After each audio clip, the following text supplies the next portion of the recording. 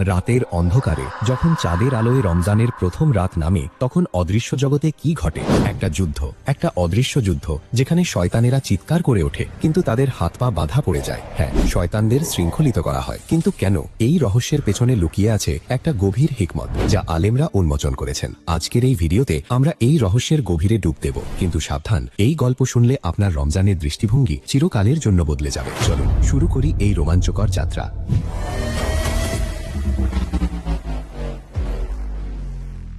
যুবক বাস করে, নাম তার রাহিম। রাহিম সবসময় ইসলামের গভীরতায় আগ্রহী, কিন্তু রমজান আসলে তার মনে একটা ভয় জাগে। কেন? কারণ সে জানে রমজান মানে শুধু রোজা নয়, এটা একটা যুদ্ধক্ষেত্র মানুষের আত্মা আর শয়তানের মধ্যে। একদিন রমজানের আগের রাতে রাহিম একটা পুরনো মসজিদে যায়। সেখানে এক বয়স্ক আলেমের সাথে দেখা হয়। আলেম বলেন, বাবা, তুমি কি জানো রমজানে শয়তানদের কেন শৃঙ্খলিত করা হয়? এটা শুধু একটা হাদিস নয়, এর পেছনে লুকিয়ে আছে আল্লাহর অসীম হিকমত। নবী সাল্লাল্লাহু আলাইহি ওয়াসাল্লাম বলেছেন, যখন রমজান শুরু হয় তখন জান্নাতের দরজাগুলো খুলে দেওয়া হয়, জাহান্নামের দরজাগুলো বন্ধ করে দেওয়া হয়, আর শয়তানদের শৃঙ্খলিত করা হয়। এই শৃঙ্খলিত করার মানে কি? তারা কি সত্যি অদৃশ্য চেন দিয়ে বাঁধা পড়ে, নাকি এর পেছনে আরও গভীর কোনো রহস্য? কল্পনা করুন, যদি শয়তানরা ফ্রি থাকতো, তাহলে রমজানে আপনার ইফতারের সময় সেই চিপসের প্যাকেটটা খুলে ফেলতো নিজেই। কিন্তু না, আল্লাহর রহমতে তারা বাঁধা। এই হাদিসের পেছনে যে হিকমত, তা আলেমরা ব্যাখ্যা করেছেন। প্রথম হিকমত, শয়তানদের মন্দ কাজ এবং মানুষকে প্রলোভিত করার ক্ষমতা হ্রাস করা। রাহিমের গল্পে ফিরে যাই।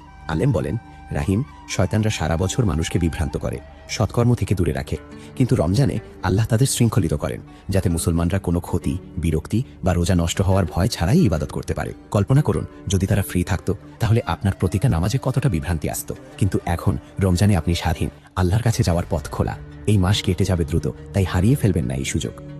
এখন এই হিকমতকে আরও গভীর করতে আসুন শাইখুল ইসলাম ইবনে তাইমিয়ার রহমার কথায়। তিনি বলেন, এটা শুধুমাত্র এই কারণে যে রমজান মাসে মানুষ ভালো ও সৎকর্ম করতে উৎসাহিত হয়, যার মাধ্যমে এবং যার কারণে জান্নাতের দরজা খুলে দেওয়া হয়, এবং খারাপ কাজ থেকে নিরুৎসাহিত করা হয়, যার কারণে জাহান্নামের দরজা বন্ধ করে দেওয়া হয়।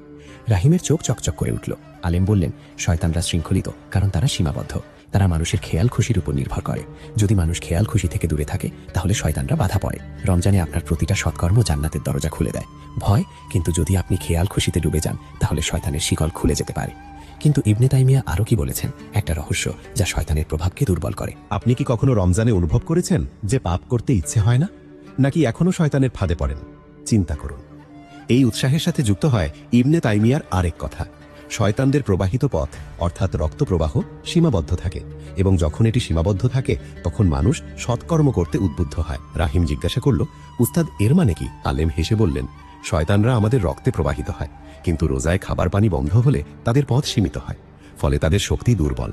তারা রমজানে অন্য সময়ের মতো ক্ষতি করতে পারে না। রোজা যত নিখুঁত, শয়তান তত দুর্বল।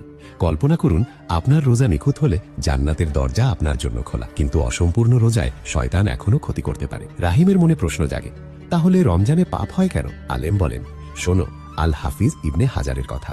এটা ইঙ্গিত দেয় যে জবাবদিহিকারী প্রাপ্তবয়স্কের কোনো অজুহাত নেই।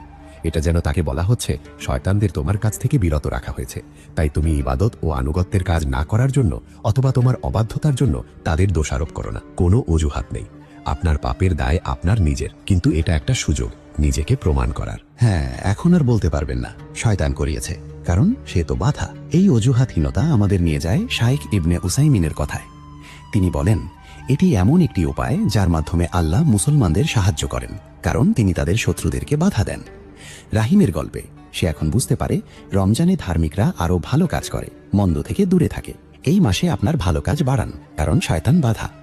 আলিমরা যেমন ইবনে বাত্তাল, আল কাদি আয়াদ, আবুল উর আব্বাস, ইবনে মুলাক্কিন, আল মুল্লা আলী আল কারি, সবাই এই হিকমত নিয়ে আলোচনা করেছেন।